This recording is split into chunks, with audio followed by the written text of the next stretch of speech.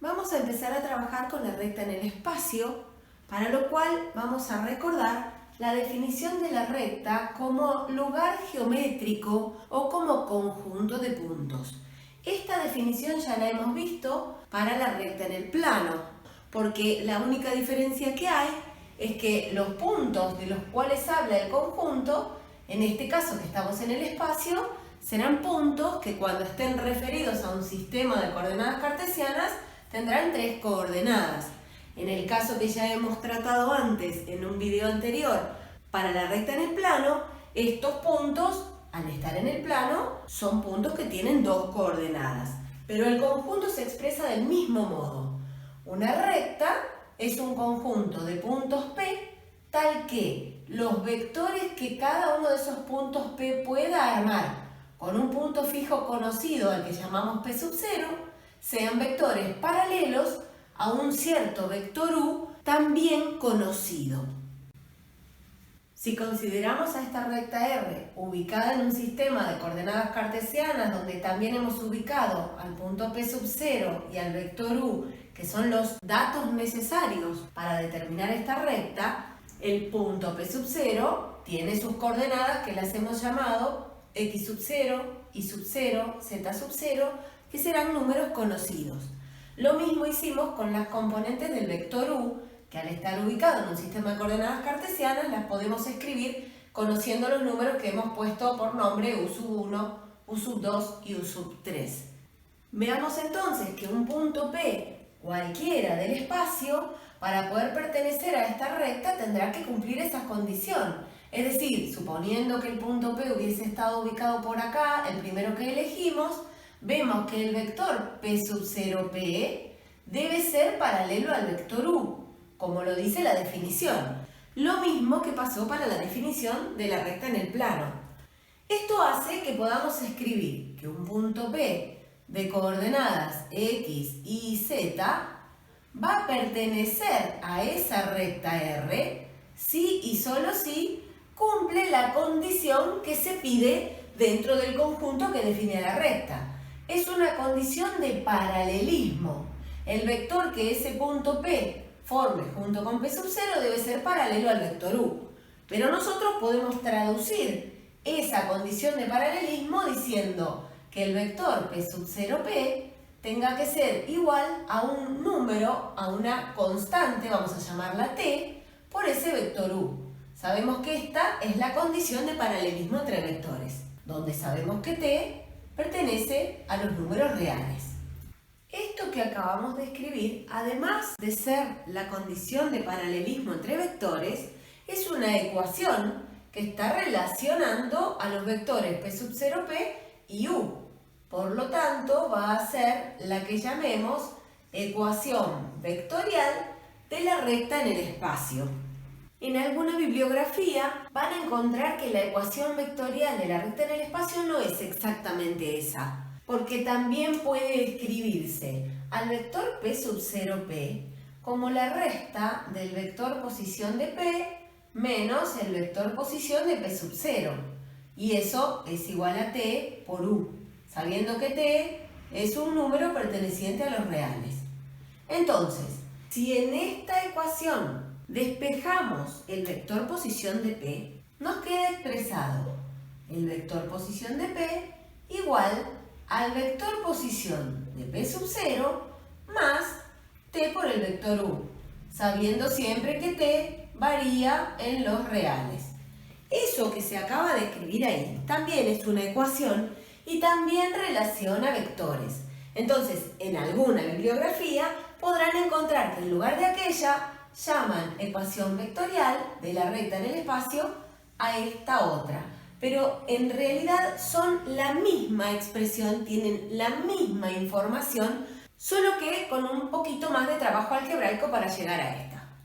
Ahora podemos aprovechar haber escrito la ecuación vectorial de la recta en el espacio de este modo para poder escribir las componentes de cada uno de esos vectores, ya que están todos los puntos y el vector del que se habla referidos al sistema de coordenadas cartesianas que tenemos más arriba, y de cada uno de los puntos conocemos las coordenadas y del vector las componentes. Por lo tanto, podríamos escribir todo lo que aparece en esta ecuación en el idioma de las componentes. Es así que para el vector posición del punto P tenemos por componentes a estos mismos tres números que para el punto P son coordenadas. Entonces podremos escribir que X y Z como terna será igual a este que es el vector posición de P sub 0, que tendrá por componentes a las coordenadas de P sub 0, los mismos números, X0, Y0, Z0, y le vamos a sumar T por el vector U, es decir, cada componente del vector U va a aparecer multiplicada por la constante T. Es así que escribimos T por U sub 1, T por U sub 2 y T por U sub 3. Ahora podemos hacer esta suma quedando escrito la terna X y Z es igual a una suma de vectores. Se hace sumando componente a componente de la misma ubicación. Es decir que nos quedará primera componente X sub 0 más T por U sub 1. Segunda componente Y sub 0 más T por U sub 2. Y tercera componente, Z0 más T por U sub 3. Así nos quedó expresada una igualdad entre dos vectores que están dados por sus componentes. Y nosotros sabemos que para que dos vectores expresados en componentes sean iguales, las que deben ser iguales entre sí son las componentes de la misma ubicación. Es decir, la primera de allá debe ser igual a la primera de acá. La segunda debe ser igual a la segunda y la tercera debe ser igual a la tercera. Entonces eso lo vamos a escribir en el paso siguiente. Quedará que X es igual a X sub 0 más T por U sub 1, que Y es igual a Y sub 0 más T por U sub 2 y que Z es igual a Z0 más T por U sub 3. Todas se deben cumplir en simultáneo. Y eso que acabamos de escribir se cumple sabiendo que T varía en los reales. Son tres ecuaciones que las vamos a llamar las ecuaciones paramétricas de la recta en el espacio. Es decir, en estas ecuaciones estamos escribiendo a esta misma recta y a esta misma recta, pero ahora en otro idioma, en el idioma de las ecuaciones paramétricas, que se llaman paramétricas porque cada una de las ecuaciones depende de T, que es el que llamamos el parámetro. Entonces, estas ecuaciones paramétricas son para la recta R, igual que esta ecuación vectorial es para la misma recta R, o esta otra ecuación vectorial, que no me queda espacio, voy a borrar ahí un poquito, corresponde a la misma recta R, la que está representada gráficamente en el sistema de coordenadas cartesianas. Entonces, hasta este momento hemos podido expresar a la recta R en el idioma de la ecuación vectorial y también en el idioma de las ecuaciones paramétricas. Y veamos que los datos necesarios, tanto para la ecuación vectorial como para las ecuaciones paramétricas, son los mismos. Acá aparecen las coordenadas de un punto perteneciente a la recta, el punto P sub 0. Y por este otro lado tenemos a las componentes del vector U que habíamos conocido de antemano como un vector paralelo a la recta. Ahora vamos a trabajar a partir de las ecuaciones paramétricas de la recta en el espacio para obtener otra forma de expresar a la recta. Para ello, recordemos, si bien el vector U se sabe que no es nulo, porque si no, no podríamos decir que la recta sea paralela a él, tenemos que pedir algo más, que las componentes de U no valgan 0, ninguna de las tres. U sub 1 no puede valer 0, U sub 2 tampoco y U sub 3 tampoco, para poder hacer lo que vamos a llevar a cabo en el paso siguiente. Eso será, en cada una de las tres ecuaciones paramétricas, despejar el parámetro, es decir, En las tres vamos a despejar a t.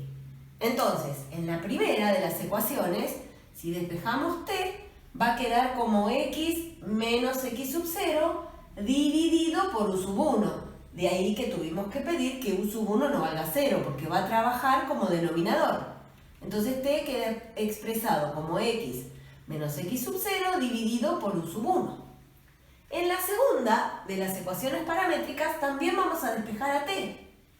Y nos va a quedar expresado como y menos y sub 0. Y ahora tengo que dividir por u sub 2. Por eso pedimos que u sub 2 no valga 0. Y en la última, t quedará expresado como z menos z sub 0, el procedimiento es siempre similar, dividido por u sub 3 y por eso pedimos que no valga 0. Estas se deben cumplir en simultáneo. Y lo que hemos logrado hacer es encontrar tres maneras distintas de expresar a t. Es decir, que yo puedo, en un siguiente paso, escribir que esto sea igual a esto. Que x menos x sub 0 sobre u sub 1 es igual a y menos y sub 0 sobre u sub 2. Pero también esto es igual a esto, es decir, x menos x sub 0 sobre u sub 1 es igual a z menos z sub 0 sobre u sub 3. Pero a su vez, esto y esto también son iguales. O sea que puedo escribir que y menos y sub 0 sobre u sub 2 es igual a z menos z sub 0 sobre u sub 3. Y todo eso se cumple en simultáneo. Resulta ser que tanto esto que acabo de escribir como lo anterior son solamente trabajos algebraicos hechos a partir de las ecuaciones paramétricas de esa recta R. Por lo tanto, esto también representa la recta R y esto también. Y también podría expresar a la misma recta R utilizando dos de las tres ecuaciones que aparecen. Por ejemplo, si utilizara las dos primeras, fíjense que sería suficiente porque estoy trabajando con una expresión que habla de x, que habla de y y también de z, sin ocupar la última ecuación. Si yo quisiera ocupar la última con la penúltima, por ejemplo, fíjense que tengo también una expresión que habla de x, una que habla de y también hablo de z. Y si quisiera descartar a la del medio, también se puede, porque si descarto a la del medio, tengo a alguien que habla de x, alguien que habla de y alguien que habla de z. Es decir, que podría hasta agruparlas de a 2 a esas ecuaciones, no necesariamente de a 3. Entonces, buscando una forma más abreviada para expresar toda esa información, podríamos decir que la recta R se escribe del siguiente modo: x menos x0 sobre u sub 1 igual a y menos y0 sobre u sub 2 igual a z menos z0 sobre u sub 3. Y esa es la forma más abreviada que encontramos para expresar toda esa información. Ahora bien, eso no es una ecuación, eso es la forma abreviada de expresar varias, pero se le llama la forma simétrica o canónica de la ecuación de la recta en el espacio. La información que necesitamos para escribir la forma simétrica o canónica es la misma que para escribir las ecuaciones paramétricas. Tenemos las coordenadas del punto de paso P sub 0, acá, y también las componentes del vector que hemos conocido como un vector paralelo a la recta. Solo que, en este caso, ninguna de las componentes debe valer 0, mientras que para las ecuaciones paramétricas, si alguna de las componentes vale 0, no hay problema. Ahora veamos una información importante que podemos obtener a partir de la forma simétrica o canónica de la recta en el espacio. Habíamos dicho hace un ratito que esto es la manera abreviada de escribir varias ecuaciones juntas. Volvamos a escribir esas ecuaciones. Por ejemplo, podríamos poner x menos x0 sobre u sub 1 igual a y menos y0 sobre u sub 2 Y por otro lado, x menos x0 sobre u sub 1 igual a z menos z0 sobre u sub 3. Eso todo cumpliéndose en simultáneo está expresando la misma recta R. Ahora veamos que en ambas ecuaciones que hemos escrito recién podemos trabajar algebraicamente para expresarlas sin utilizar denominadores. Es decir, por ejemplo, en la primera de las dos podríamos escribir x menos x0 por u sub 2 multiplicando cruzado igual a y menos y0 por u sub 1. Para la otra podemos trabajar igual. X menos x0 por u sub 3 igual a z menos z0 por u sub 1. Podríamos aplicar propiedad distributiva en cada una de ellas y obtendríamos lo siguiente. Y entre estas dos ecuaciones también están expresando la misma recta R de arriba. Ahora podríamos seguir en ambas ecuaciones un paso más, escribiendo todo a un solo lado del igual y del otro lado que aparezca un 0. Para ello, por ejemplo, si quisiéramos escribir todo a la izquierda, a este término para eliminarlo habría que restarle u sub 1 por i y entonces aparecería restado y este sumado, igualado todo a 0, ¿verdad? En la otra ecuación haríamos lo mismo, entonces este término quedaría restando, este sumando, todo a la izquierda y del otro lado del igual un 0. Recordemos que estamos trabajando en el espacio. ¿Por qué lo aclaro? Porque en la primera de las ecuaciones vemos que hay un término que habla de x, hay un término que habla de y los otros dos son término independiente, podríamos decir, cada uno de ellos son solo números, que los podríamos agrupar en un único número, pero no hay ningún término que hable de z. Por lo tanto, tenemos que aclarar que esto se cumple para todo z. Lo mismo en la segunda de las ecuaciones, donde también encontramos un término que habla de x, un término que habla de z, dos términos que si se asocian serían un único número, que sería el término independiente, pero no hay ningún término que hable de y. Por lo tanto, hay que aclarar que esto se cumple para toda y. Eso nos hace ver que a esta recta R la estamos escribiendo como una intersección, porque por eso pusimos una llave. Es una intersección entre ¿qué cosas? Hay un término que habla de x, un término que habla de y, un término independiente, todo igualado a 0 y es para todo z. Si hacemos memoria, esta primera es la ecuación de un plano proyectante sobre el plano coordenado xy, es decir, perpendicular al plano coordenado xy. Y en la segunda de las ecuaciones tenemos la ecuación general de un plano proyectante sobre el plano coordenado xz, es decir, perpendicular al plano coordenado xz. Hemos llegado a la conclusión de que a la recta R la podemos escribir como la intersección entre dos planos que son cada uno de ellos proyectante sobre algún plano coordenado. En el primer caso sobre el plano coordenado xy, en el segundo sobre el plano coordenado xz. Y recordemos que estos dos son estos dos planos, donde debemos aclarar para la primera ecuación que esto se cumple para todo z y en la segunda esto se cumple para todo y. Estos planos son esos planos que los pudimos escribir a partir de que la recta venía dada con su forma simétrica o canónica. Por lo tanto, esta nueva forma que hemos encontrado de expresar a la recta R fue gracias a la forma simétrica o canónica de la ecuación de la recta y está expresada como la intersección de dos planos proyectantes sobre planos coordenados.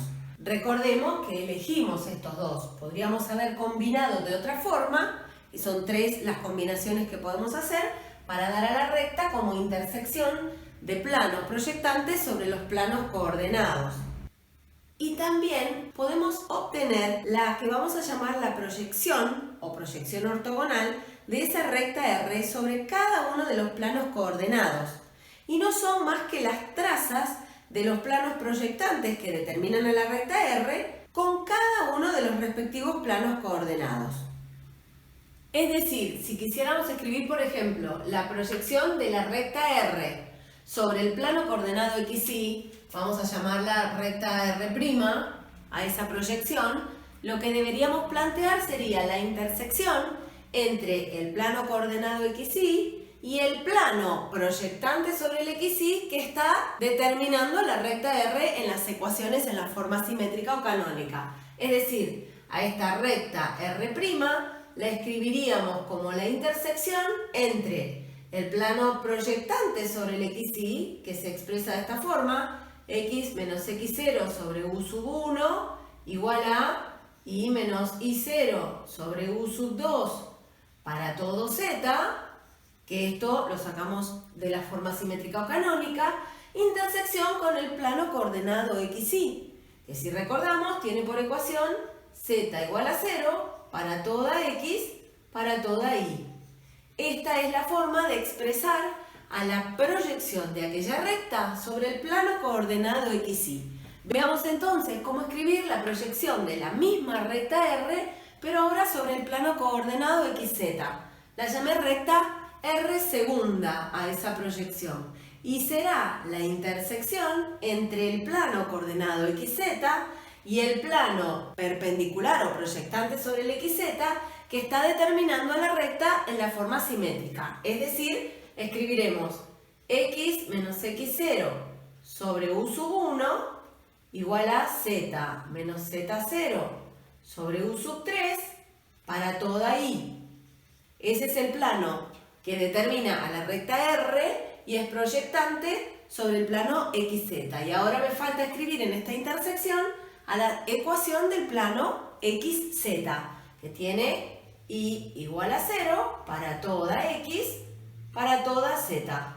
Y trabajando de un modo similar, ustedes podrán encontrar sin problema la proyección de la misma recta R, pero sobre el plano coordenado que falta, que es el IZ.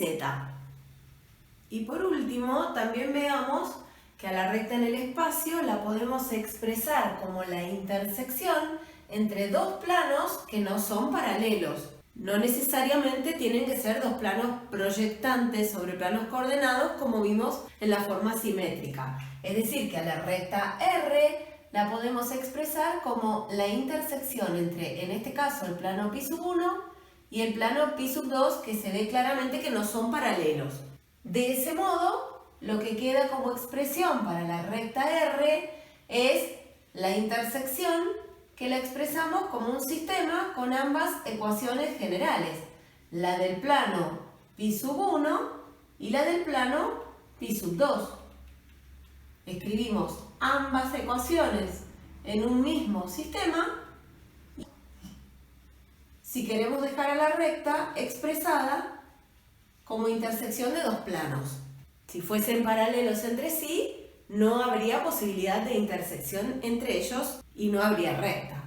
A esta manera de expresar a la recta como intersección entre dos planos no paralelos se la llama la forma general de las ecuaciones de la recta.